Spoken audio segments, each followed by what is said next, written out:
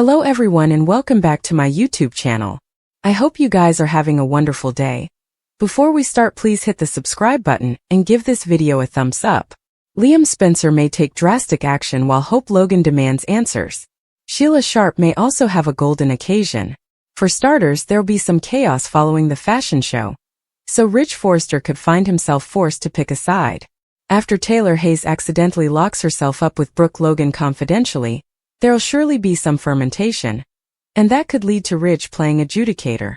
Despite Ridge's recent Portofino recollections of Brook, it looks like he'll stick to his Taylor commitment.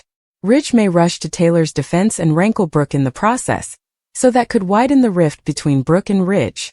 Eric Forrester was hoping Ridge and Brook might reunite, but she'll end up doing some single soul searching in the coming occurrences rather. Nick Marone is returning down the road, so Brook has to move on from Ridge if she wants a new chapter with her other former honey. In the meantime, Liam may take drastic action to give himself a chance at survival. Could Liam turn to Bill Spencer's deep pockets and important connections in expedients of chancing and experimental treatment? Bill and Liam's last commerce was surely a tense one, but a lot has changed since also. You can go that Bill will soften when he ultimately learns about Liam's brain bleed and the discovery of his inoperable brain mass. Bill might be Liam's stylish bet when it comes to probing and chancing a path to staying alive, so that's commodity for Liam to keep in mind. That said, it's also possible Dr. John Finnegan will do some digging despite the bleak prognostic he passed along. Indeed, Dr. Bridget Forrester might do some exploration of her own since she was truly shaken by Liam's excrescence showing up on the reviews. Speaking of Bridget, could she speak with Hope and raise reservations about what's going on with Liam? Bridget wouldn't want to violate Croker case confidentiality, but she might move Hope to demand answers from Liam or at least Steffi Forrester. Anyhow, Hope will grow decreasingly concerned since Liam's been out of touch, which is largely unusual since he tends to be so good about reaching out to Beth Spencer. At some point, either Steffi or Liam himself will probably give Hope updates on Liam's medical file.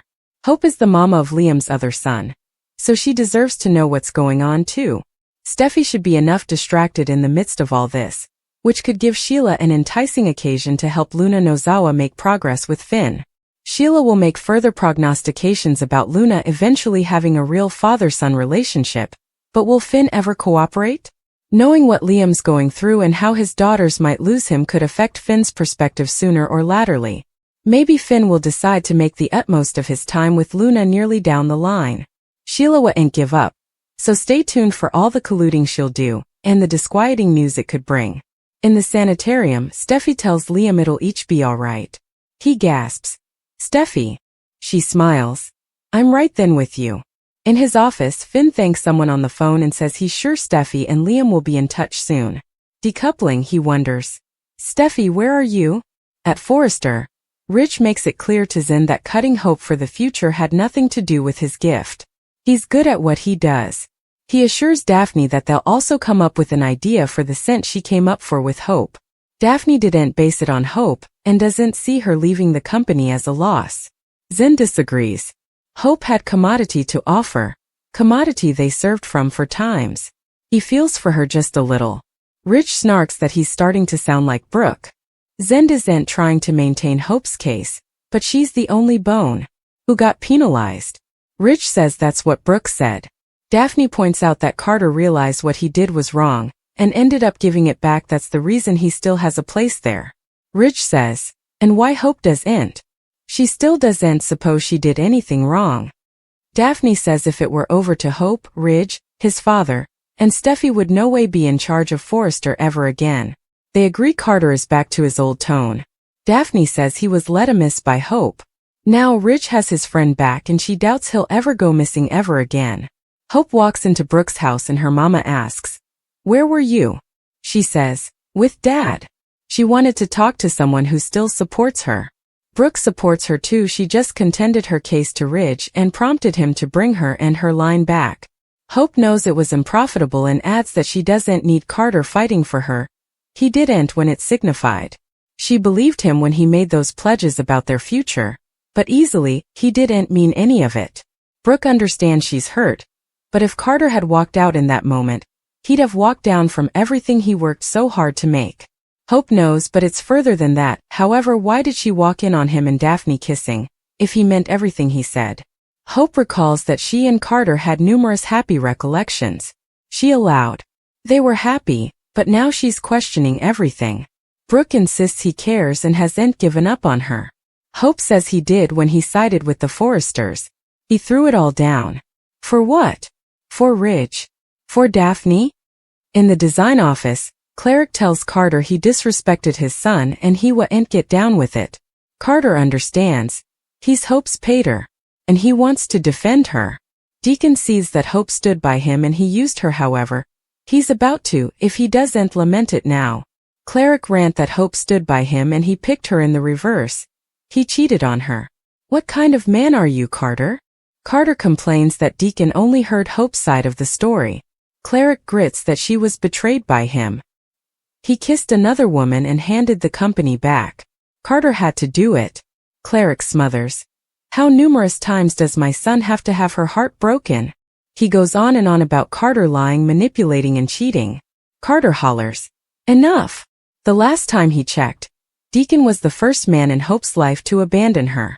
Cleric karate chops him and opens a cut over his eye. Carter snoots and also attacks him right back.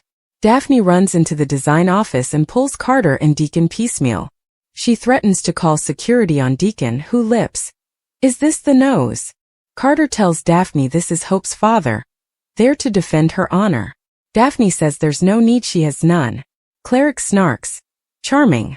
Lee joins Finn in his office and he tells his mama that he hasn't heard anything from Steffi or Liam. She wonders if he's thinking Commodity has happed. He doesn't actually know. He details that he left Kelly with her friend down the road. Lee's sure she's disappointed, but she has no reason to feel insecure. Finn agrees and sees how important she loves her mama and pater. Finn tells Lee that Kelly's agitated about the father-slash-son cotillion coming up. Nothing will keep Liam from going to it with her.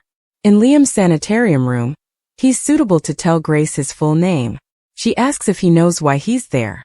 He asks, where's then? Steffi tells him he's at the sanitarium. Commodity happed and he has a serious head injury. Liam is unfit to tell them how he got the head injury. Grace worries that he'll have a seizure and explains he'd a serious brain bleed. Steffi assures him he's in good care and they'll get through this together. Grace tells Liam he's lucky he got there when he did, any longer and he might not have made it. She says Steffi set up him and called 911. Steffi saved you, Liam. Liam gashes over, as does Steffi.